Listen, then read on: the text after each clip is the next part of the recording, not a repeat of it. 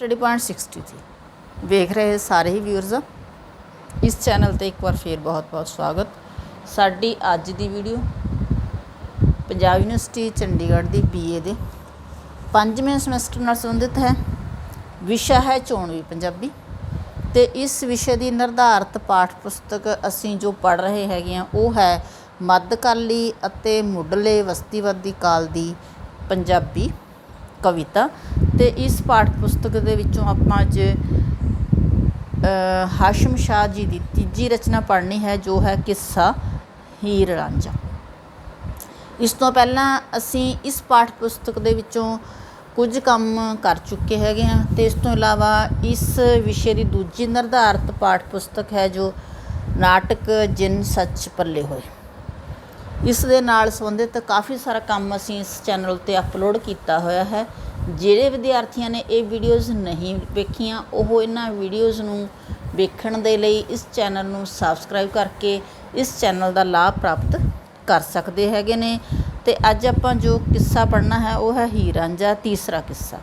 असी जदों हाशम जी का जीवन पढ़िया सीगा तां असी देखिया सीगा कि इन्हां दा जो रचनावां लिखियां ने इन्हां ने सारियां ही प्रीत कथावां हैगियां ने।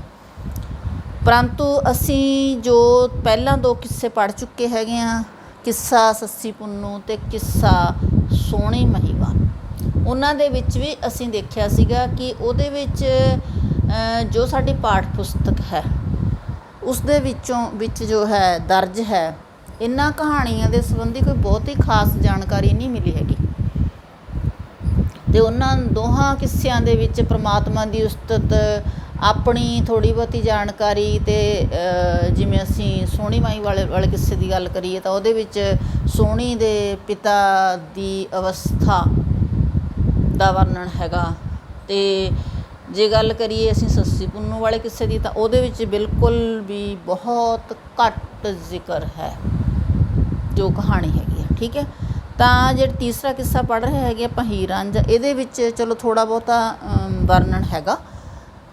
तो चलो असी जो सिलेबस हैगा उहदे अकॉर्डिंगली ही पढ़ना हैगा। तो इस किस्से का आरंभ भी कवि ने मंगलाचरण दे नाल कीता है। तो यह पुराने जो कवि सन साडे मध्यकाली समय दे उन्हां दी एक ये समझ लो एक रवायत सीगी कि वह हमेशा ही परमात्मा की उस्तत करते सीगे कोई भी कविता जां किस्सा लिखण तो पहलां। तो हुण असी इस भाग का जो प्रसंग लिख सकते हैं वो इस तरीके नाल लिखांगे कि यह काव टोटा हाशम शाह की रचना किस्सा हीर रांझा विचों लिया गया है अते यह मध्यकाली अते मुढ़ले वस्तीवादी काल की पंजाबी कविता काव्य संग्रह दे विच मंगलाचरण उप सिरलेख हेठां दर्ज है। तो इस किस्से विच कवि ने हीर रांझे की प्रीत कहानी नूं बयान किया है। इन्हां सतरां दे विच कवि परमात्मा की उस्तत वडियाई करता है ते नाल ही इश्क संबंधी अपने विचार प्रगट करन तो इलावा इस किस्से नूं लिखण संबंधी अपना कारण भी स्पष्ट करता है। व्याख्या दे विच असीं की लिखांगे, अल्फ ओस दा कुल ज़हूर है जी खलक आपो अपने राह पाई। कवि कहता है कि यह परमात्मा का ही प्रकाश है जो साडा जहान है दुनिया है यह उस परमात्मा का प्रकाश है उहदी ही वडियाई है अते उसने इस विच लोकां नूं जिहड़ा है साजिया है सृष्टि साजी है सारी दी सारी ते दुनिया दे लोकां नूं आपो अपने राह पाई वक्खो वक्खरे ਕੰਮਾਂ ਦੇ ਵਿੱਚ ਜਾਂ ਧੰਦਿਆਂ ਦੇ ਵਿੱਚ ਜਾਂ ਵੱਖੋ ਵੱਖਰੇ ਰਾਹਾਂ ਦੇ ਉੱਤੇ ਉਸ ਪ੍ਰਮਾਤਮਾ ਨੇ ਹੀ ਸਭ ਨੂੰ ਤੋਰਿਆ ਹੋਇਆ ਹੈ। ਕੋਈ ਹੱਸਦਾ ਹੈ ਕੋਈ ਰੋਂਦਾ ਹੈ ਸਭ ਇਸ਼ਕ ਨੇ ਧੂਮਾਂ ਧਾਮ ਚਾਈ। ਧੂਮਾਂ ਧਾਮ ਦਾ ਅਰਥ ਹੁੰਦਾ ਹੈ ਸ਼ੋਰ ਸ਼ਰਾਬਾ। ਤੇ ਕਵੀ ਕਹਿੰਦਾ ਹੈ ਕਿ ਸੰਸਾਰ ਦੇ ਵਿੱਚ ਇਸ਼ਕ ਨੇ ਬੜੀ ਜਿਹੜਾ ਹੈ ਸ਼ੋਰ ਮਚਾਇਆ ਹੋਇਆ ਹੈ ਤੇ ਇਸ ਕਰਕੇ ਕੋਈ ਤਾਂ ਹੱਸਦਾ ਹੈ ਭਾਵ ਖੁਸ਼ ਹੁੰਦਾ ਹੈ ਤੇ ਜਦੋਂ ਫਿਰ ਕਿਸੇ ਨੂੰ ਬਿਰਹੋਂ ਦਾ ਦੁੱਖ ਲੱਗਦਾ ਹੈ ਤਾਂ ਫਿਰ ਉਹ ਰੋਂਦਾ ਵੀ ਹੈ। किस्सा आखना आशकां कामलां दा ये भी बंदगी है धुरों नाल आई। हाशम शाह नूं आख्या दोस्तां ने रांझे हीर दी शायरी आख काई। काई दा अर्थ हुंदा कोई। ਬੰਦਗੀ ਦਾ ਅਰਥ ਹੁੰਦਾ ਰੱਬ ਦੀ ਭਗਤੀ, ਅਤੇ ਕਾਮਲਾਂ ਦਾ ਅਰਥ ਹੈ ਕਿ ਸੱਚੇ ਪ੍ਰੀਤ ਕਰਨ ਵਾਲੇ ਲੋਕ। ਅਤੇ ਉਹ ਹੁਣ ਦੇ ਜ਼ਮਾਨੇ ਵਾਲੀ ਗੱਲ ਨਹੀਂ ਹੈਗੀ ਸੀ, ਉਦੋਂ ਦੀ ਗੱਲ ਕਰ ਰਿਹਾ ਹੈਗਾ ਕਵੀ ਕਿ ਜਿਹੜਾ ਮੇਰਾ ਇਹ ਕੰਮ ਹੈ, ਭਾਵ ਉਹਦਾ ਜੋ ਲਿਖਣ ਦਾ ਕੰਮ ਸੀਗਾ, ਤਾਂ ਕਵੀ ਨੂੰ ਲੱਗਦਾ ਹੈ ਕਿ ਇਹ ਜਿਹੜਾ ਕੰਮ ਹੈ ਇਹ ਮੇਰੇ ਲਈ ਰੱਬ ਦੀ ਭਗਤੀ ਦੇ ਬਰਾਬਰ ਹੈ, ਵੀ ਮੇਰੇ ਇਹ ਜੀਵਨ ਦੇ ਵਿੱਚ ਜਨਮ ਦੇ ਨਾਲ ਹੀ ਧੁਰ ਤੋਂ ਹੀ ਪ੍ਰਮਾਤਮਾ ਨੇ ਉਹਨੂੰ ਮੈਨੂੰ ਰੱਬ ਦੀ ਇਹ ਭਗਤੀ ਬਖਸ਼ਿਸ਼ ਕੀਤੀ ਹੈ ਕਿ ਮੈਂ ਸੱਚੇ ਪ੍ਰੀਤ ਕਰਨ ਵਾਲੇ ਲੋਕਾਂ ਦੇ ਕਿੱਸੇ ਲਿਖਾਂ, ਭਾਵ ਇਹ ਲਿਖਣ ਦਾ ਕੰਮ ਮੈਨੂੰ ਪ੍ਰਮਾਤਮਾ ਨੇ ਹੀ ਬਖਸ਼ਿਸ਼ ਕੀਤਾ ਹੈ। ਹਾਸ਼ਮ ਸ਼ਾਹ ਨੂੰ ਆਖਿਆ ਦੋਸਤਾਂ ਨੇ, ਰਾਂਝੇ ਹੀਰ ਦੀ ਸ਼ਾਇਰੀ ਆਖ ਕਾਈ। ਤਾਂ ਕਵੀ ਦੱਸਦਾ ਹੈ ਕਿ ਮੈਨੂੰ ਮੇਰੇ ਦੋਸਤਾਂ ਨੇ ਕਿਹਾ ਕਿ ਤੂੰ ਹੀਰ ਰਾਂਝੇ ਦੀ ਜੋ ਕਹਾਣੀ ਹੈ, ਪ੍ਰੀਤ ਹੈ, ਉਸ ਬਾਰੇ ਕੋਈ ਨਾ ਕੋਈ ਕਵਿਤਾ ਜਾਂ ਕਿੱਸਾ ਜ਼ਰੂਰ ਲਿਖ। ਦੂਸਰਾ ਪੈਰਾਗ੍ਰਾਫ ਹੈ, ਤਖ਼ਤ ਹਜ਼ਾਰੇ ਦੇ ਵਿੱਚ ਵੱਸੇ। ਬੇਟਾ ਜਦੋਂ ਤੁਹਾਨੂੰ ਐਗਜ਼ਾਮ ਦੇ ਵਿੱਚ ਫਰਜ਼ ਕਰ ਲਓ ਪੈਰਾਗ੍ਰਾਫ ਆ ਜਾਂਦਾ ਕੋਈ ਵੀ ਇਹਨਾਂ ਦੇ ਵਿੱਚੋਂ, ਤਾਂ ਤੁਸੀਂ ਜਦੋਂ ਇਹਦਾ ਪ੍ਰਸੰਗ ਲਿਖਣਾ ਹੈਗਾ ਬੇਟੇ, ਤਾਂ ਉਹਦੇ ਵਿੱਚ ਸਿਰਲੇਖ ਅਸੀਂ ਲਿਖਾਂਗੇ ਹੀਰ ਰਾਂਝਾ, ਹੈ ਨਾ, ਇੰਨੀ ਕੁ ਤਾਂ ਸਾਨੂੰ ਪਛਾਣ ਹੋ ਜਾਂਦੀ ਹੈ ਨਾ ਵੀ ਕਿਹੜੇ ਉਹਦੇ ਵਿੱਚੋਂ ਆ। ਅਤੇ ਜਦੋਂ ਤੁਸੀਂ ਲਿਖਣਾ ਉਪ ਸਿਰਲੇਖ, ਉਹ ਜਿਹੜੀ ਪਹਿਲੀ ਲਾਈਨ ਹੈ ਬੇਟੇ, ਠੀਕ ਹੈ, ਉਹ ਪਹਿਲੀ ਲਾਈਨ ਹੀ ਇਸ ਪੈਰਾਗ੍ਰਾਫ ਦਾ ਉੱਪਰ ਸਿਰਲੇਖ ਬਣਾਇਆ ਹੋਇਆ ਹੈ। ਸੰਪਾਦਕ ਨੇ ਆਪ ਸਪਸ਼ਟ ਇਸ ਬੁੱਕ ਦੇ ਵਿੱਚ ਲਿਖਿਆ ਹੋਇਆ ਹੈਗਾ ਕਿ ਕਿੱਸਾਕਾਰ ਨੇ ਇਹਨਾਂ ਦੇ ਨਾਂ ਨਹੀਂ ਲਿਖੇ, ਸਿਰਫ ਵਿਦਿਆਰਥੀਆਂ ਦੀ ਸਹੂਲਤ ਦੇ ਲਈ ਹੀ ਉਹਨਾਂ ਨੇ ਹਰੇਕ ਪੈਰਾਗ੍ਰਾਫ ਦਾ ਆਪਣੇ ਵੱਲੋਂ ਹੀ ਨਾਂ ਲਿਖਿਆ ਹੋਇਆ ਹੈਗਾ। ਤੁਹਾਨੂੰ ਬੁੱਕ ਦੇ ਵਿੱਚ ਲਿਖਿਆ ਵੀ ਮਿਲੂਗਾ, ਆਪਾਂ ਹੁਣ ਪੜ੍ਹਦੇ ਹਾਂ ਤਾਂ ਉਹਦੇ ਵਿੱਚ ਦੇਖ ਲੈਣਾ ਤੁਸੀਂ ਲਾਸਟ ਦੇ ਵਿੱਚ, ਇਹ ਸੰਪਾਦਕ ਵੱਲੋਂ ਲਿਖਿਆ ਹੋਇਆ ਟਿੱਪਣੀ ਲਿਖੀ ਹੋਈ ਹੈ ਸਪੈਸ਼ਲ, ਠੀਕ ਹੈ। ਤਾਂ ਹੁਣ ਇਹਦੇ ਪ੍ਰਸੰਗ ਵਿੱਚ ਆਪਾਂ ਇਹ ਲਿਖਾਂਗੇ ਵੀ ਇਹ ਜੋ ਕਾਵਿ ਟੋਟਾ ਹੈਗਾ ਇਹ ਸਾਡੇ ਪਾਠ ਪੁਸਤਕ ਦੇ ਵਿੱਚੋਂ ਲਿਖਿਆ ਹੈ। ਪਾਠ ਪੁਸਤਕ ਦਾ ਨਾਂ ਆਪਾਂ ਲਿਖਾਂਗੇ, ਫਿਰ ਹਾਸ਼ਮ ਸ਼ਾਹ ਲਿਖਾਂਗੇ, ਫਿਰ ਲਿਖਾਂਗੇ ਵੀ ਹੀਰ ਰਾਂਝੇ ਦਾ ਕਿੱਸਾ ਹੈ, ਅਤੇ ਉਹਦੇ ਵਿੱਚੋਂ ਉਪ ਸਿਰਲੇਖ ਤਖ਼ਤ ਹਜ਼ਾਰੇ ਦੇ ਵਿੱਚ ਵੱਸੇ ਇਹਦੇ ਵਿੱਚੋਂ ਲਿਆ ਹੋਇਆ ਇਹ ਕਾਵਿ ਟੋਟਾ, ਠੀਕ ਆ। ਅਤੇ ਵਿਆਖਿਆ ਦੇ ਵਿੱਚ ਕੀ ਲਿਖਾਂਗੇ, ਤੇ ਤਖ਼ਤ ਹਜ਼ਾਰੇ ਦੇ ਵਿੱਚ ਵੱਸੇ ਰੰਗ ਰੂਪ ਰਸੀਲੜਾ ਸ਼ੈਲ ਦੀਂਦਾ। ਤਾਂ ਹੁਣ ਕਵੀ ਦੱਸਦਾ ਹੈਗਾ ਵੀ ਜਿਹੜਾ ਰਾਂਝਾ ਸੀਗਾ, ਤਖ਼ਤ ਹਜ਼ਾਰੇ ਦਾ ਜੰਮਪਲ ਸੀਗਾ, ਅਤੇ ਬੜਾ ਹੀ ਸੋਹਣਾ ਸੀਗਾ, ਉਹਦਾ ਰੰਗ ਰੂਪ ਬੜਾ ਹੀ ਸੋਹਣਾ ਸੀ, ਅਤੇ ਸ਼ੈਲਵੰਕਾ ਸੀਗਾ। ਬਾਪ ਦਾਦਿਓਂ ਉਜਲਾ ਨੌਂ ਧੀ ਦੋ, ਜ਼ਿਮੀਂਦਾਰ ਬੱਚਾ ਪੁੱਤ ਚੌਧਰੀ ਦਾ।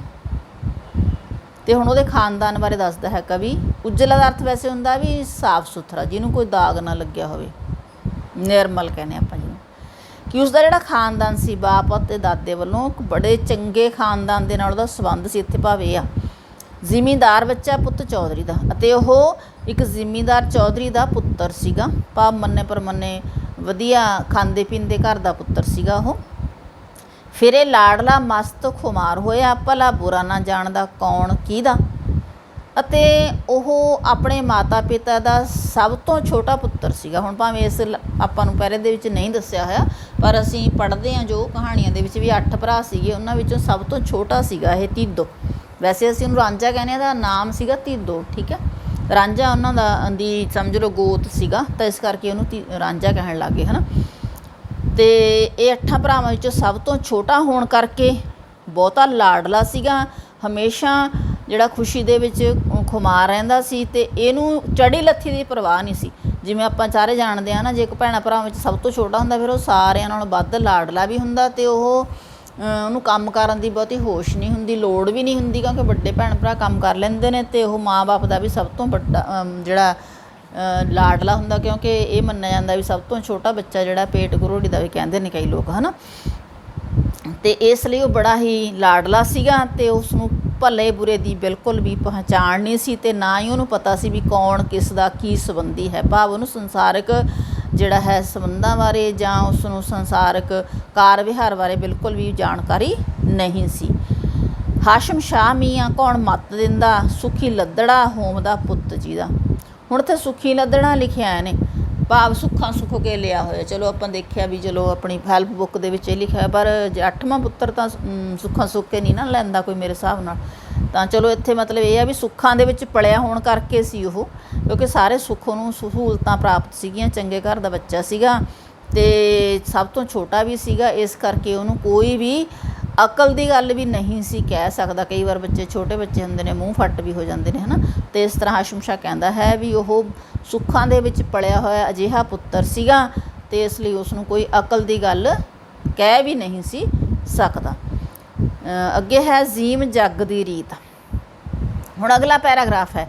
ਹੁਣ ਬੜੀ ਮਹੱਤਵਪੂਰਨ ਗੱਲ ਇਹ ਹੈਗੀ ਬੇਟੇ, ਜੋ ਇਹ ਪੈਰਾਗ੍ਰਾਫ ਨੇ ਇੱਕ ਦੂਜੇ ਦੇ ਨਾਲ ਬਿਲਕੁਲ ਵੀ ਮਤਲਬ ਲਗਾਤਾਰਤਾ 'ਚ ਨਹੀਂ ਹੈਗੇ। ਜਿਵੇਂ ਹੁਣ ਪਹਿਲਾ ਪੈਰਾ ਸੀਗਾ ਪਹਿਲੇ ਨੰਬਰ ਵਾਲਾ, ਅਤੇ ਉਸ ਤੋਂ ਬਾਅਦ ਉਹਨੇ ਦੂਸਰਾ ਪੈਰਾ ਛੱਡ ਕੇ ਤੀਜਾ ਪੈਰਾ ਦਿੱਤਾ ਉਹਨੇ, ਠੀਕ ਆ।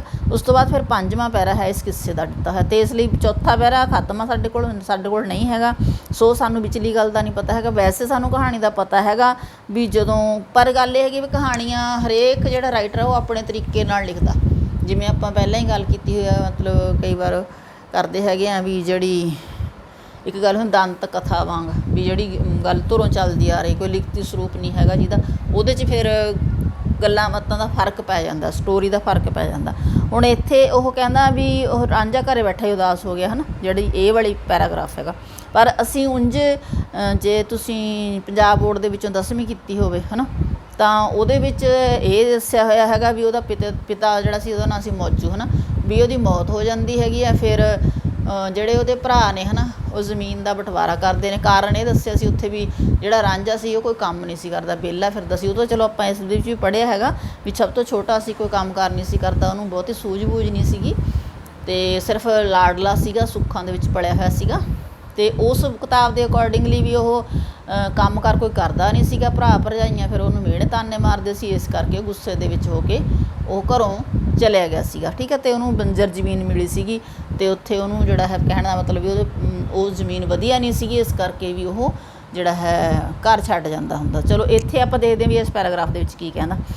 ਜੀਮ ਜੱਗ ਦੀ ਰੀਤ ਨਾ ਇੱਕ ਆਵੇ, ਰਾਂਝਾ ਬਹੁਤ ਅਧੀਨ ਉਦਾਸ ਹੋਇਆ। ਹੁਣ ਇੱਥੇ ਕੀ ਹੈ ਵੀ ਕਵੀ ਦੱਸਦਾ ਹੈਗਾ ਇਸ ਪੈਰਾਗ੍ਰਾਫ ਦੇ ਵਿੱਚ ਵੀ ਜਿਹੜਾ ਰਾਂਝਾ ਸੀਗਾ, ਧੀਜੋ ਸੀਗਾ, ਉਸਨੂੰ ਸੰਸਾਰ ਦੇ ਕਾਰ ਵਿਹਾਰ ਬਾਰੇ ਬਿਲਕੁਲ ਵੀ ਸੂਝ-ਬੂਝ ਨਹੀਂ ਸੀ। ਰੀਤ ਵੈਸੇ ਤਾਂ ਹੁੰਦੀ ਹੈ ਮਤਲਬ ਰਿਵਾਜ਼, ਹੈ ਨਾ, ਪਰ ਇੱਥੇ ਮਤਲਬ ਕੀ ਹੈ ਵੀ ਉਸਨੂੰ ਜੱਗ ਦੀ ਰੀਤ ਕਿਸੇ ਵੀ ਗੱਲ ਦਾ ਪਤਾ ਨਹੀਂ ਸੀਗਾ, ਸੂਝ-ਬੂਝ ਨਹੀਂ ਸੀਗੀ। ਅਤੇ ਇਸ ਕਰਕੇ ਰਾਂਝਾ ਵਿਚਾਰਾ ਜਿਹਾ ਉਦਾਸ ਹੋ ਕੇ ਬਹਿ ਗਿਆ। ਭਾਵ ਉਸਨੇ ਜੋ ਇਹ ਪੈਰਾਗ੍ਰਾਫ ਕਹਿੰਦਾ ਵੀ ਉਸਨੇ ਘਰ ਛੱਡ ਜਾਣ ਦਾ ਫੈਸਲਾ ਕੀਤਾ, ਠੀਕ ਹੈ। ਭਾਈ ਸੱਤ ਅਤੇ ਆਂਢ ਗੁਆਂਢ ਸਾਰਾ ਜਮਾ ਆਣ ਰੰਝੇਟੇ ਦੇ ਪਾਸ ਹੋਇਆ, ਅਤੇ ਉਹਦੇ ਸੱਤੇ ਭਰਾ ਅਤੇ ਆਂਢ ਗੁਆਂਢ ਦੇ ਸਾਰੇ ਲੋਕ ਆ ਕੇ ਉਸ ਦੇ ਕੋਲ ਇਕੱਠੇ ਹੋ ਕੇ ਬੈਠ ਗਏ। ਮੂਲ ਜਾ ਨਾ ਰੱਬ ਦਾ ਵਾਸਤਾ ਈ, ਤੇਰਾ ਖੇਸ਼ ਕਬੀਲੜਾ ਦਾਸ ਹੋਇਆ। ਅਤੇ ਉਹ ਉਸਨੂੰ ਕਹਿੰਦੇ ਹੈਗੇ ਨੇ ਰਾਂਝੇ ਨੂੰ ਕਿ ਤੂੰ ਆਪਣਾ ਘਰ ਛੱਡ ਕੇ ਨਾ ਜਾ। ਮੂਲ ਜਾ ਨਾ ਰੱਬ ਦਾ ਵਾਸਤਾ, ਰੱਬ ਦੇ ਵਾਸਤੇ ਪਾਉਂਦੇ ਨੇ ਵੀ ਤੂੰ ਆਪਣਾ ਘਰ ਛੱਡ ਕੇ ਕਿਤੇ ਨਾ ਜਾ। ਅਸੀਂ ਸਾਰੇ ਪਰਿਵਾਰ ਦੇ ਲੋਕ ਹੈਗੇ ਹਾਂ, ਜਿਹੜੇ ਸਾਰਾ ਇੱਕ ਕਬੀਲਾ ਹੈ, ਸਾਰਾ ਹੀ ਕੋੜਮਾ ਹੈ, ਉਹ ਤੇਰੇ ਸੇਵਕ ਬਣ ਕੇ ਰਹਾਂਗੇ, ਠੀਕ ਹੈ। ਹਾਸ਼ਮ ਸ਼ਾਹ ਮੀਆਂ ਅੱਗੇ ਇਸ਼ਕ ਦੀ ਇਹ ਜਿਉ ਪਈ ਸ਼ਊਰ ਦਾ ਨਾਸ ਹੋਇਆ। ਸ਼ਊਰ ਹੁੰਦਾ ਅਕਲ। ਹੁਣ ਇੱਥੇ ਕਵੀ ਕੀ ਕਹਿੰਦਾ ਹੈਗਾ ਕਿ ਰਾਂਝੇ ਦੇ ਮਨ ਦੇ ਵਿੱਚ ਇਸ਼ਕ ਦੀ ਚਿਣਗ ਪੈਦਾ ਹੋਈ ਸੀ, ਇਸ ਕਰਕੇ ਉਹਦੀ ਅਕਲ ਦਾ ਨਾਸ ਹੋ ਗਿਆ। ਹਾਲਾਂਕਿ ਜੋ ਕਹਾਣੀ ਕੀ ਆ ਕਿ ਉਹ ਫਿਰ ਪਿੰਡ 'ਚੋਂ ਜਾਂਦਾ ਹੈ ਬਾਹਰ, ਹੈ ਨਾ, ਫਿਰ ਉਹ ਬੇੜੀ ਦੇ ਵਿੱਚ ਜਾਂਦਾ ਹੈ, ਉਹਨੇ ਦਰਿਆ ਪਾਰ ਕਰਨਾ ਹੁੰਦਾ ਹੈ। ਬੇੜੀ ਦੇ ਵਿੱਚ ਹੀਰ ਦੇ ਪਲੰਘ 'ਤੇ ਬੈਠਦਾ ਹੈ ਨਾ, ਫਿਰ ਉਹਨੂੰ ਹੀਰ ਦੇ ਨਾਲ ਉਹਦਾ ਮੁਲਾਕਾਤ ਹੁੰਦੀ ਹੈ, ਫਿਰ ਉਹਦਾ ਪਿਆਰ ਪੈਂਦਾ ਹੈ ਨਾ, ਉੱਥੇ ਦੀ ਗੱਲ ਹੁੰਦੀ ਹੈ। ਪਰ ਇੱਥੇ ਨੇ ਸਿੱਧਾ ਹੀ ਦੱਸਿਆ ਇਸ ਤਰੀਕੇ ਨਾਲ। ਕਹਿਣ ਦਾ ਮਤਲਬ ਕਿ ਕਹਾਣੀਆਂ ਦੇ ਵਿੱਚ ਅੰਤਰ ਹੈ। ਚਲੋ ਅਸੀਂ ਤਾਂ ਪਾਠ ਪੁਸਤਕ ਦੇ ਅਕੋਰਡਿੰਗਲੀ ਹੀ ਪੜ੍ਹਨਾ ਹੈਗਾ। ਤਾਂ ਇੱਥੇ ਹਾਸ਼ਮ ਸ਼ਾਹ ਕਹਿੰਦਾ ਹੈ ਵੀ ਉਸਦੇ ਮਨ ਦੇ ਵਿੱਚ ਪਿਆਰ ਦੀ ਚਿਣਗ ਸੀਗੀ, ਅਤੇ ਇਸ ਕਰਕੇ ਉਹਦੀ ਅਕਲ ਬੁੱਧ ਖਤਮ ਹੋ ਗਈ ਸੀ, ਅਤੇ ਇਸ ਲਈ ਉਹ ਘਰ ਛੱਡ ਕੇ ਚਲਾ ਗਿਆ ਸੀ। ਹੁਣ ਚੌਥਾ ਪੈਰਾ ਇਹਦੇ ਸਿਰਲੇਖ ਹੈ ਸ਼ੌਕ ਦੇ ਨਾਲ ਸੁੱਤਾ, ਠੀਕ ਹੈ। ਤਾਂ ਇਸ ਪੈਰਾਗ੍ਰਾਫ ਦੇ ਵਿੱਚ ਕਵੀ ਦੱਸਦਾ ਹੈਗਾ ਕਿ ਜਿਹੜਾ ਰਾਂਝਾ ਹੈ ਘਰੋਂ ਨਿਕਲ ਤੁਰਦਾ ਹੈਗਾ, ਅਤੇ ਫਿਰ ਉਹ ਜਿਵੇਂ ਆਮ ਕਹਾਣੀਆਂ ਕਿ ਉਹ ਫਿਰ ਦਰਿਆ ਪਾਰ ਨਾ ਕਰਨਾ ਚਾਹੁੰਦਾ ਹੈਗਾ, ਅਤੇ ਫਿਰ ਉੱਥੇ ਦਰਿਆ ਦੇ ਵਿੱਚ ਇੱਕ ਬੇੜੀ ਹੁੰਦੀ ਹੈ, ਅਤੇ ਬੇੜੀ ਦੇ ਉੱਤੇ ਜਿਹੜਾ ਹੈ ਇੱਕ ਹੀਰ ਦਾ ਜੋ ਪਲੰਘ ਡਿਆ ਹੁੰਦਾ ਹੈ, ਅਤੇ ਉਹਦੇ ਵਿੱਚ 'ਤੇ ਉਹ ਸੌਂਦਾ ਹੈਗਾ, ਠੀਕ ਹੈ। ਜ਼ਾਲ ਜ਼ੌਕ ਤੇ ਸ਼ੌਕ ਦੇ ਨਾਲ ਸੁੱਤਾ, ਮਨੋਂ ਖੌਫ ਲਾਇਆ, ਮਿੱਠੀ ਨੀਂਦ ਕੀਤੀ। ਕਵੀ ਕਹਿੰਦਾ ਹੈ ਕਿ ਉਹ ਬਹੁਤ ਹੀ ਰੀਝ ਅਤੇ ਆਨੰਦ ਦੇ ਨਾਲ ਉਸ ਪਲੰਗ ਦੇ ਉੱਤੇ ਸੌਂ ਗਿਆ, ਬੇਫਿਕਰ ਹੋ ਕੇ। ਮਨੋਂ ਖੌਫ ਲਾਇਆ, ਮਿੱਠੀ ਨੀਂਦ ਕੀਤੀ। ਖੌਫ ਹੁੰਦਾ ਡਰ, ਉਸਨੂੰ ਕਿਸੇ ਵੀ ਤਰੀਕੇ ਦਾ ਕੋਈ ਡਰ ਨਹੀਂ ਸੀ, ਡਰ ਉਹਦੇ ਖਤਮ ਹੋ ਗਏ ਸੀ ਅਤੇ ਉਸਨੇ ਬਹੁਤ ਹੀ ਮਿੱਠੀ ਨੀਂਦ ਲਈ। ਹੀਰ ਵੇਖ ਕੇ ਬਹੁਤ ਕ੍ਰੋਧ ਕੀਤਾ, ਲੁੱਡਣ ਪਾਤਣੀ ਨੂੰ ਝਿੜਕ ਝੰਬ ਕੀਤੀ। ਲੁੱਡਣ ਹੈ ਮਲਾਦ ਸੀਗਾ, ਪਾਤਣੀ ਦਾ ਮਤਲਬ ਹੈ ਜੋ ਲੁੱਡਣ ਦਾ ਨਾਂ ਸੀ, ਅਤੇ ਇਹ ਪਾਤਣੀ ਦਾ ਮਤਲਬ ਕਿ ਮਲਾਹ, ਠੀਕ ਹੈ, ਅਤੇ ਜਿਹੜਾ ਬੇੜੀ ਨੂੰ ਚਲਾਉਣ ਵਾਲਾ ਹੁੰਦਾ ਹੈ। ਜਦੋਂ ਫਿਰ ਹੀਰ ਨੇ ਉਸ ਨੂੰ ਦੇਖਿਆ ਵੀ ਉਸਨੇ ਉਹਦੇ ਪਲੰਗ ਦੇ ਉੱਤੇ ਕੋਈ ਬੈਠਾ ਹੈ ਉੱਪਰਾ ਵਿਅਕਤੀ ਹੈ ਨਾ, ਤਾਂ ਉਹਨੂੰ ਦੇਖ ਕੇ ਬੜਾ ਹੀ ਗੁੱਸਾ ਆਇਆ ਉਹਨੂੰ, ਠੀਕ ਹੈ, ਅਤੇ ਉਸਨੇ ਫਿਰ ਲੁੱਡਣ ਨੂੰ ਜਿਹੜਾ ਹੈ ਬਹੁਤ ਝਿੜਕਿਆ ਵੀ ਤੂੰ ਇਹ ਕੀ ਕੀਤਾ, ਵੀ ਇਹ ਕਿਸ ਤਰ੍ਹਾਂ ਕੋਈ ਜਿਹੜਾ ਹੈ ਮੇਰੇ ਪਲੰਗ ਦੇ ਉੱਤੇ ਆ ਕੇ ਕਿਸ ਤਰ੍ਹਾਂ ਕੋਈ ਬਹਿ ਜਾਊਗਾ, ਠੀਕ ਹੈ। ਪੱਲੂ ਲਾ ਕੇ ਹੀਰ ਦੀਦਾਰ ਕੀਤਾ, ਰਾਂਝੇ ਯਾਰ ਦੀ ਤਰ੍ਹਾਂ ਪਛਾਣ ਲਿੱਤੀ। ਅਤੇ ਜਦੋਂ ਫਿਰ ਹੀਰ ਨੇ ਰਾਂਝੇ ਦੇ ਮੂੰਹ ਦੇ ਉੱਤੇ ਕੱਪੜਾ ਲਾਇਆ, ਸੁੱਤਾ ਪਿਆ ਸੀ ਨਾ ਉਹਦੇ ਪਲੰਗ ਦੇ ਉੱਤੇ, ਤਾਂ ਉਸਨੂੰ ਜਦ ਹੀਰ ਨੇ ਉਸਦੇ ਮੂੰਹ ਤੋਂ ਕੱਪੜਾ ਲਾ ਕੇ ਉਹਨੂੰ ਵੇਖਿਆ ਤਾਂ ਫਿਰ ਉਸਨੂੰ ਉਹਦੀ ਪਛਾਣ ਆ ਗਈ। ਚਲੋ ਕਵੀ ਜੋ ਕਹਿੰਦਾ ਹੈਗਾ, ਹਾਸ਼ਮ ਸ਼ਾਹ ਮਹਿਬੂਬ ਦਾ ਮੁੱਖ ਡਿੱਠਾ, ਵੇਖ ਆਸ਼ਕਾਂ ਆਬੇ ਹਯਾਤ ਪੀਤੀ। ਆਬੇ ਹਯਾਤ ਹੁੰਦਾ ਅੰਮ੍ਰਿਤ। ਅਤੇ ਕਵੀ ਕਹਿੰਦਾ ਹੈਗਾ ਵੀ ਜਦੋਂ ਫਿਰ ਹੀਰ ਨੇ ਰਾਂਝੇ ਦਾ ਮੂੰਹ ਦੇਖਿਆ ਤਾਂ ਫਿਰ ਉਹਨੂੰ ਲੱਗਿਆ ਕਿ ਉਸਨੇ ਅੰਮ੍ਰਿਤ ਜਲ ਪੀ ਲਿਆ ਹੈਗਾ। ਅਗਲਾ ਪੈਰਾਗ੍ਰਾਫ, ਰਾਜ ਤੇ ਭਾਗ ਵਿਸਾਰ ਦਿੱਤਾ। ਇਹ ਰਾਜ ਤੇ ਭਾਗ ਵਿਸਾਰ ਦਿੱਤਾ, ਹੋਈ ਬਾਬਰੀ ਰਹੀ ਨਾ ਸੁੱਧ ਕਾਹੀ। ਸੁੱਧ ਹੁੰਦੀ ਹੈ ਸੂਝ ਸਮਝ, ਬਾਬਰੀ ਹੁੰਦਾ ਝੱਲੀ ਹੋ ਜਾਣਾ। ਅਤੇ ਫਿਰ ਜਦੋਂ ਉਹ ਰਾਂਝੇ ਨੂੰ ਦੇਖਦੀ ਹੈਗੀ ਆ ਤਾਂ ਫਿਰ ਉਸ ਦੀਆਂ ਜਿਹੜੀ ਮੱਤ ਮਾਰੀ ਜਾਂਦੀ, ਜਿਵੇਂ ਆਪਾਂ ਕਹਿ ਦਿੰਦੇ ਹੈਗੇ ਹਾਂ ਵੀ ਉਹਦੀ ਅਕਲ ਮਾਰੀ ਜਾਂਦੀ ਹੈਗੀ ਆ, ਅਤੇ ਉਸਨੇ ਆਪਣਾ ਜੋ ਰਾਜ ਭਾਗ ਸੀਗਾ, ਆਪਣੇ ਚੰਗੇ ਘਰ ਦੀ ਧੀ ਸੀਗੀ ਉਹ ਵੀ, ਤਾਂ ਉਸਨੇ ਵੀ ਆਪਣਾ ਜੋ ਚਾਲ ਲਾਡ ਸੀ ਮਾਤਾ ਪਿਤਾ ਦਾ, ਉਸ ਨੂੰ ਭੁਲਾ ਦਿੱਤਾ। ਉਹਦੇ 'ਚੋਂ ਮਨ 'ਚੋਂ ਸਾਰਾ ਕੁਛ ਨਿਕਲ ਗਿਆ ਅਤੇ ਉਹ ਮੂਰਖ ਬਣ ਗਈ, ਕਮਲੀ ਹੋ ਗਈ, ਅਤੇ ਉਹਦੀ ਜਿਹੜੀ ਸਮਝ ਬੂਝ ਵੀ ਖਤਮ ਹੋ ਗਈ। ਦੀਵਾ ਵੇਖ ਪਤੰਗ ਨੂੰ ਚਿਣਗ ਪਾਇਆ, ਬਿਰਹੋਂ ਜਾਏ ਬਰੂਦ ਨੂੰ ਅੱਗ ਲਾਈ। ਅਤੇ ਫਿਰ ਉਸ ਦੀ ਅਵਸਥਾ ਅਜਿਹੀ ਹੋ ਗਈ ਜਿਸ ਤਰ੍ਹਾਂ ਜਿਹੜਾ ਪਤੰਗਾ ਹੁੰਦਾ ਹੈ, ਜਿਹਨੂੰ ਆਪਾਂ ਕਹਿੰਦੇ ਹੈਗੇ ਆ ਪਰਵਾਨਾ ਵੀ ਕਹਿੰਦੇ ਆਪਾਂ, ਕਿ ਉਹ ਸ਼ਮਾ ਨੂੰ ਵੇਖ ਕੇ ਜਿਹੜਾ ਹੈ ਉਹਦੇ ਆਲੇ ਦੁਆਲੇ ਘੁੰਮਣ ਲੱਗ ਜਾਂਦਾ। ਜਿਵੇਂ ਅਸੀਂ ਚਲੋ ਬਿਲਕੁਲ ਸਿੰਪਲ ਉਦਾਹਰਨ ਹੈਗੀ ਆ ਕਿ ਦੀਵਾ ਜਗਦਾ ਹੁੰਦਾ ਜਦੋਂ ਉਹਦੇ ਆਲੇ ਦੁਆਲੇ ਪਤੰਗੇ ਫਿਰਦੇ ਹੁੰਦੇ ਨੇ, ਜਿਹਨੂੰ ਅਸੀਂ ਖੰਭਾਂ ਵਾਲੇ ਕੀੜੇ ਵੀ ਕਹਿੰਦੇ ਹੁੰਦੇ। ਹੁਣ ਤਾਂ ਚਲੋ ਖੈਰ ਦੀਵੇ ਹੈ ਨਹੀਂ ਗੇ, ਸਾਡੇ ਵੇਲੇ ਹੁੰਦੇ ਸੀਗੇ, ਤਾਂ ਕਿ ਉਹਦੇ ਆਲੇ ਦੁਆਲੇ ਫਿਰ ਪਤੰਗੇ ਫਿਰਦੇ ਨੇ, ਪਤੰਗਿਆਂ ਦੇ ਫਿਰ ਖੰਭ ਉੱਥੇ ਦੀਵੇ ਦੇ ਸੇਕ ਨਾਲ ਜਲ ਜਾਂਦੇ ਨੇ ਹੈ ਨਾ, ਅਤੇ ਇਸ ਤਰ੍ਹਾਂ ਉਹ ਕੁਰਬਾਨ ਹੋ ਜਾਂਦੇ ਨੇ, ਭਾਵ ਉਹਨਾਂ ਨੂੰ ਉਹ ਦੀਵੇ ਦੀ ਲਾਟ ਚੰਗੀ ਲੱਗਦੀ ਆ। ਤਾਂ ਫਿਰ ਇੱਥੇ ਕਵੀ ਕੀ ਕਹਿੰਦਾ ਹੈਗਾ ਕਿ ਜਿਹੜਾ ਹੀਰ ਦੀ ਅਵਸਥਾ ਸੀਗੀ ਜਿਹੜੀ, ਉਹ ਵੀ ਇਸ ਤਰ੍ਹਾਂ ਹੀ ਹੋ ਗਈ। ਉਸ ਦੇ ਅੰਦਰੋਂ ਬਿਰਹੋਂ ਦੇ ਬਰੂਦ ਨੂੰ ਅੱਗ ਲੱਗ ਗਈ ਅਤੇ ਉਸ ਦੀ ਅਵਸਥਾ ਪਤੰਗੇ ਵਰਗੀ ਹੋ ਗਈ, ਜਿਹੜਾ ਦੀਵੇ ਨੂੰ ਵੇਖ ਕੇ ਜਿਹੜਾ ਹੈ ਮਚਲ ਜਾਂਦਾ ਹੈ ਅਤੇ ਆਪਣੀ ਜਾਨ ਦੇ ਦਿੰਦਾ ਹੈ। ਮੁਸ਼ਕ ਆਪਣੇ ਮਿਰਗ ਬੇਹੋਸ਼ ਹੋਇਆ, ਚੰਦ ਵੇਖ ਚਕੋਰ ਨੇ ਸਿਓ ਲਾਈ। ਸਿਓ ਦਾ ਅਰਥ ਹੁੰਦਾ ਨੀਝ ਲਾਉਣਾ, ਬਿਲਕੁਲ ਜਿਹੜਾ ਹੈ ਇੱਕੋ ਟੱਕ ਕਿਸੇ ਚੀਜ਼ ਨੂੰ ਵੇਖਦੇ ਰਹਿਣਾ। ਜਿਵੇਂ ਇਹ ਇੱਕ ਮੰਨੀ ਹੋਈ ਸੱਚਾਈ ਹੈ ਬੇਟੇ ਕਿ ਚੰਦ ਜਿਹੜਾ ਹੈ, ਚਕੋਰੀ ਹੈ ਜਿਹੜੀ ਚੰਦ ਦੇ ਨਾਲ ਪ੍ਰੀਤ ਕਰਦੀ ਹੈਗੀ ਹੈ ਅਤੇ ਉਹ ਉਸ ਨੂੰ ਵੇਖਦੀ ਰਹਿੰਦੀ ਹੈਗੀ। ਅਤੇ ਇਸੇ ਤਰ੍ਹਾਂ ਜਿਹੜਾ ਹਿਰਨ ਹੁੰਦਾ ਹੈ, ਮਿਰਗ ਹੁੰਦਾ ਹਿਰਨ, ਉਹਦੇ ਜਿਹੜੀ ਧੁੰਨੀ ਹੁੰਦੀ ਆ ਉਹਦੇ ਵਿੱਚ ਕਸਤੂਰੀ ਫੁੱਟਦੀ ਆ, ਠੀਕ ਹੈ, ਫੁੱਟਦੀ ਹੈ ਆਪਣੇ ਸਮੇਂ ਦੇ ਨਾਲ। ਅਤੇ ਉਹ ਮਿਰਗ ਜਿਹੜਾ ਹੁੰਦਾ ਕਿਹਾ ਜਾਂਦਾ ਹੈਗਾ ਵੀ ਵੈਸੇ ਤਾਂ ਉਹ ਸਾਰੇ ਆਲੇ ਦੁਆਲੇ ਲੱਭਦਾ ਫਿਰਦਾ ਵੀ ਖੁਸ਼ਬੂ ਕਿੱਥੋਂ ਆਉਂਦੀ ਹੈ, ਅਤੇ ਫਿਰ ਉਹਦੀ ਖੁਸ਼ਬੂ ਦੀ ਜਿਹੜੀ ਜਜ਼ਬਾ ਹੈ, ਭਾਵ ਉਸ ਨੂੰ ਉਹ ਸੰਭਾਲ ਨਹੀਂ ਸਕਦਾ, ਅਤੇ ਉਸ ਖੁਸ਼ਬੂ ਦੇ ਪ੍ਰਭਾਵ ਨਾਲ ਫਿਰ ਉਹ ਬੇਹੋਸ਼ ਹੋ ਜਾਂਦਾ ਹੈ, ਬੇਸੁੱਧ ਹੋ ਜਾਂਦਾ ਹੈ। ਇਸੇ ਤਰ੍ਹਾਂ ਹੀ ਹੀਰ ਦੀ ਅਵਸਥਾ ਹੋ ਗਈ ਰਾਂਝੇ ਨੂੰ ਮਿਲ ਕੇ, ਅਤੇ ਜਿਸ ਤਰ੍ਹਾਂ ਚਕੋਰੀ ਚੰਦ ਨੂੰ ਨੀਝ ਲਾ ਕੇ ਵੇਖਦੀ ਹੈ, ਇਸ ਤਰ੍ਹਾਂ ਹੀ ਹੀਰ ਦੀ ਜਿਹੜੀ ਅਵਸਥਾ ਵੀ ਉਹਦੇ ਵਰਗੀ ਹੋ ਗਈ। ਹਾਸ਼ਮ ਸ਼ਾਹ ਰੰਝੇਟੇ ਨੂੰ ਲਾਏ ਸੀਨੇ, ਹੀਰ ਝੰਗ ਸਿਆਲ ਨੂੰ ਉੱਠ ਧਾਈ। ਧਾਈ ਦਾ ਚੱਲ ਪੈਣਾ। ਅਤੇ ਇਸ ਤਰ੍ਹਾਂ ਰਾਂਝੇ ਨੂੰ ਮਿਲਣ ਤੋਂ ਬਾਅਦ ਉਸ ਦੇ ਮਨ ਦੇ ਵਿੱਚ ਖੁਸ਼ੀ ਪੈਦਾ ਹੋਈ ਅਤੇ ਉਹ ਝੰਗ ਸਿਆਲ ਨੂੰ ਚਲੀ ਗਈ। ਅਤੇ ਆਹ ਦੇਖੋ ਸੰਪਾਦਕ ਨੇ ਆਹ ਲਿਖਿਆ ਹੋਇਆ ਬੇਟੇ, ਜ਼ਰੂਰੀ ਨੋਟ, ਕਵਿਤਾਵਾਂ ਦੇ ਸਿਰਲੇਖ ਸੰਪਾਦਕ ਨੇ ਆਪ ਰੱਖੇ ਹੋਏ ਨੇ ਤਾਂ ਕਿ ਵਿਦਿਆਰਥੀਆਂ ਨੂੰ ਇਮਤਿਹਾਨ ਦੀ ਦ੍ਰਿਸ਼ਟੀ ਤੋਂ ਸੁੱਖ ਰਹੇ। ਮੂਲ ਪਾਠ ਵਿੱਚ ਇਹ ਸਿਰਲੇਖ ਇਸ ਤਰ੍ਹਾਂ ਨਹੀਂ ਜਿਵੇਂ ਸੰਪਾਦਕ ਨੇ ਰੱਖੇ ਹੋਏ ਨੇ।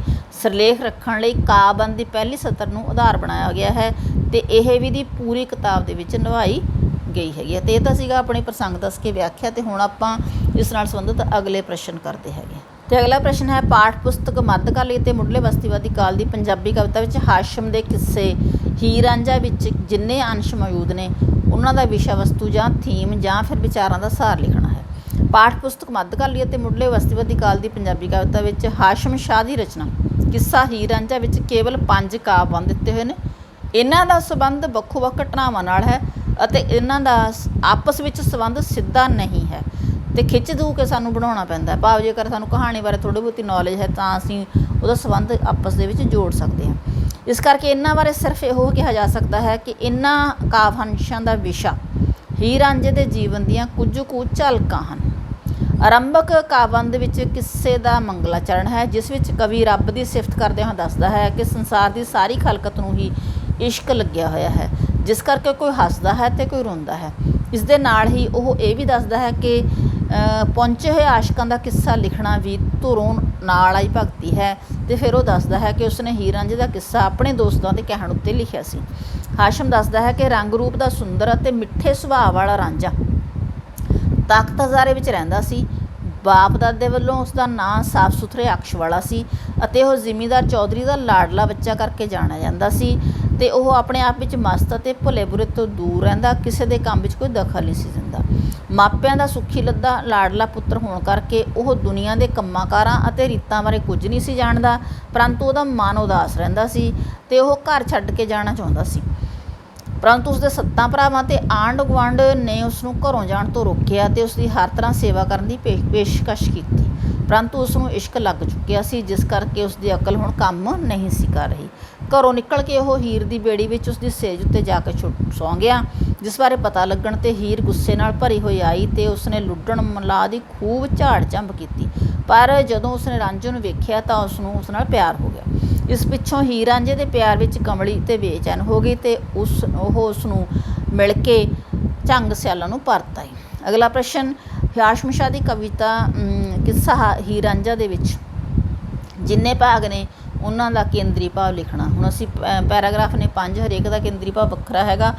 ਕਿ ਅਸੀਂ ਕਹਿ ਸਕਦੇ ਹਾਂ ਕਿ ਪਹਿਲਾ ਪੈਰਾਗ੍ਰਾਫ ਦੇ ਵਿੱਚ ਉਹਨੇ ਪਰਮਾਤਮਾ ਦੀ ਉਸਤਤ ਕੀਤੀ ਹੈ ਅਤੇ ਦੂਜੇ ਵਿੱਚ ਦੱਸਿਆ ਹੈ ਵੀ ਰਾਂਝਾ ਮਾਪਿਆਂ ਦਾ ਲਾਡਲਾ ਪੁੱਤਰ ਸੀਗਾ। ਅਤੇ ਫਿਰ ਅਗਲੇ ਦੇ ਵਿੱਚ ਉਸਨੇ ਦੱਸਿਆ ਹੈਗਾ ਕਿ ਰਾਂਝਾ ਜਿਹੜਾ ਹੈ ਥੋੜ੍ਹਾ ਉਦਾਸ ਰਹਿਣ ਲੱਗ ਪਿਆ, ਉਹ ਘਰੋਂ ਜਾਣਾ ਚਾਹੁੰਦਾ ਸੀ ਅਤੇ ਉਸਨੂੰ ਉਸਦੇ ਭਰਾਵਾਂ ਅਤੇ ਆਂਢੀਆਂ ਗੁਆਂਢੀਆਂ ਨੇ ਰੋਕਣ ਦੀ ਕੋਸ਼ਿਸ਼ ਕੀਤੀ, ਪਰ ਉਸਦੀ ਅਕਲ ਹੁਣ ਕੰਮ ਨਹੀਂ ਸੀ ਕਰ ਰਹੀ। ਅਤੇ ਅਗਲੇ ਭਾਗ ਦੇ ਵਿੱਚ ਅਸੀਂ ਦੱਸ ਸਕਦੇ ਹੈਗੇ ਹਾਂ ਕਿ ਉਹ ਰਾਂਝਾ ਹੈ ਹੀਰ ਦੀ ਬੇੜੀ ਉੱਤੇ ਜਾ ਕੇ ਸੌਂ ਜਾਂਦਾ ਹੈਗਾ ਅਤੇ ਫਿਰ ਹੀਰ ਦੀ ਉਸ ਨਾਲ ਮੁਲਾਕਾਤ ਹੁੰਦੀ ਹੈ। ਪਹਿਲਾਂ ਉਹ ਗੁੱਸੇ ਵਿੱਚ ਭਰੀ ਹੁੰਦੀ ਹੈ, ਪਰ ਫਿਰ ਉਸਨੂੰ ਵੇਖ ਕੇ ਉਸਨੂੰ ਉਹਦੇ ਨਾਲ ਮੋਹ ਹੋ ਜਾਂਦਾ ਹੈਗਾ। ਅਤੇ ਲਾਸਟ ਪੈਰਾਗ੍ਰਾਫ ਦੇ ਵਿੱਚ ਇਹੀ ਦੱਸਿਆ ਗਿਆ ਹੈਗਾ ਕਿ ਹੀਰ ਰਾਂਝੇ ਦੇ ਪਿਆਰ ਵਿੱਚ ਕਮਲੀ 'ਤੇ ਬੇਚੈਨ ਹੋ ਗਈ ਅਤੇ ਉਸ ਨੂੰ ਮਿਲਣ ਤੋਂ ਬਾਅਦ ਝੰਗ ਸਿਆਲਾਂ ਨੂੰ ਪਰਤ ਆਈ। ਅਗਲਾ ਪ੍ਰਸ਼ਨ, ਹਾਸ਼ਮ ਸ਼ਾਹ ਅਨੁਸਾਰ ਕਿਹੜੀ ਬੰਦਗੀ ਧੁਰੋਂ ਆਈ ਹੈ? ਹਾਸ਼ਮ ਸ਼ਾਹ ਅਨੁਸਾਰ ਕਾਮਲ ਆਸ਼ਕਾਂ ਦਾ ਕਿੱਸਾ ਲਿਖਣਾ ਵੀ ਇੱਕ ਬੰਦਗੀ ਹੈ ਜੋ ਕਿ ਧੁਰੋਂ ਉਹਦੇ ਨਾਲ ਆਈ ਹੈ। ਰਾਂਝਾ ਕਿੱਥੋਂ ਦਾ ਸੀ ਅਤੇ ਹੀਰ ਕਿੱਥੋਂ ਦੀ ਰਹਿਣ ਵਾਲੀ ਸੀ? ਰਾਂਝਾ ਤਖ਼ਤ ਹਜ਼ਾਰੇ ਦਾ ਰਹਿਣ ਵਾਲਾ ਸੀ ਅਤੇ ਹੀਰ ਝੰਗ ਸਿਆਲਾਂ ਦੀ ਰਹਿਣ ਵਾਲੀ ਸੀ। ਰਾਂਝਾ ਕਿਸ ਦਾ ਪੁੱਤਰ ਸੀ ਅਤੇ ਉਸਦੇ ਕਿੰਨੇ ਭਰਾ ਸੀ? ਰਾਂਝਾ ਇੱਕ ਜ਼ਿਮੀਂਦਾਰ ਚੌਧਰੀ ਦਾ ਲਾਡਲਾ ਪੁੱਤਰ ਸੀ ਅਤੇ ਉਸਦੇ 7 ਭਰਾ ਸੀਗੇ। ਇਹ ਤਾਂ ਸੀਗੀ ਆਪਣੇ ਹਾਸ਼ਮ ਸ਼ਾਹ ਦੀ ਰਚਨਾ ਕਿੱਸਾ ਹੀਰ ਰਾਂਝਾ। ਉਮੀਦ ਕਰਦੀ ਹੈਗੀ ਹਾਂ ਕਿ ਤੁਹਾਨੂੰ ਇਸ ਦੇ 5 ਦੇ 5 ਕਾਵਿ ਉਹਨਾਂ ਦੀ ਪ੍ਰਸੰਗ ਦੱਸ ਕੇ ਵਿਆਖਿਆ, ਕੇਂਦਰੀ ਭਾਵ ਅਤੇ ਪ੍ਰਸ਼ਨ ਉੱਤਰ ਚੰਗੀ ਤਰ੍ਹਾਂ ਸਮਝ ਲੱਗ ਗਏ ਹੋਣਗੇ। ਜੇਕਰ ਵੀਡੀਓ ਚੰਗੀ ਲੱਗੀ ਤਾਂ ਲਾਈਕ ਅਤੇ ਕਮੈਂਟ ਕਰਿਓ, ਫਰੈਂਡਸ ਦੇ ਨਾਲ ਵੱਧ ਤੋਂ ਵੱਧ ਸ਼ੇਅਰ ਕਰਿਓ। ਜੇਕਰ ਇਸ ਚੈਨਲ 'ਤੇ ਨਵੇਂ ਆਏ ਹੈਗੇ ਹੋ ਤਾਂ ਚੈਨਲ ਦੀ ਪਲੇਲਿਸਟ ਜ਼ਰੂਰ ਵੇਖਿਓ। ਅਤੇ 5ਵੇਂ ਸਮੈਸਟਰ ਵਾਲੇ ਵਿਦਿਆਰਥੀਆਂ ਲਈ ਜ਼ਰੂਰੀ ਹੈ ਕਿ ਉਹ ਜਨਰਲ ਪੰਜਾਬੀ ਦਾ ਕੰਮ ਵੀ ਨਾਲੋਂ ਨਾਲ ਪੜ੍ਹਦੇ ਰਹਿਣ ਅਤੇ ਇਸ ਤੋਂ ਇਲਾਵਾ ਸੋਸ਼ਿਓਲੋਜੀ ਦਾ ਕੰਮ ਵੀ ਤੁਹਾਡਾ ਥੋੜ੍ਹਾ ਬਹੁਤਾ ਪਾਇਆ ਹੋਇਆ ਹੈਗਾ ਅਤੇ ਅਗਲਾ ਕੰਮ ਵੀ ਮੈਂ ਜਲਦੀ ਅਪਲੋਡ ਕਰਾਂਗੀ। ਅਤੇ ਇਹਨਾਂ ਵਿੱਚੋਂ ਕੋਈ ਵੀਡੀਓ ਤੁਹਾਡੀ ਪੜ੍ਹਾਈ ਦੇ ਲਈ ਲਾਭਦਾਇਕ ਹੋਈ ਤਾਂ ਫਿਰ ਇਸ ਚੈਨਲ ਨੂੰ ਸਬਸਕ੍ਰਾਈਬ ਕਰਕੇ ਚੈਨਲ ਦਾ ਮਾਣ ਵਧਾਉਣਾ। ਫਿਰ ਮਿਲਦੇ ਹੈਗੇ ਹਾਂ ਅਗਲੀ ਵੀਡੀਓ ਨਾਲ।